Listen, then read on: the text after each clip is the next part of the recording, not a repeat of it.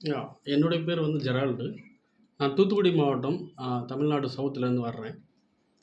இங்க வரும்போது வந்து ஒரு தயக்கத்தில தான் வந்தேன்.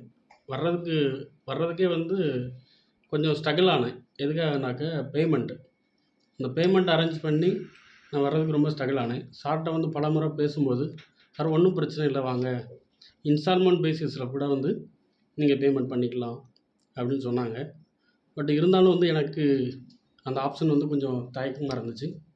கடன் வாங்கி தான் வந்தேன். அ இதா சொல்லப்போனா. வொர்த்தா இருக்குமா? இல்லன்னா ஏற்கனவே தெரிஞ்சத தான் திரும்ப சொல்லி தருவாங்களா? அப்படிங்கிற ஒரு தயக்கத்தில இருந்தேன். பட் இங்க வந்த பிறகு very clear about the whole things.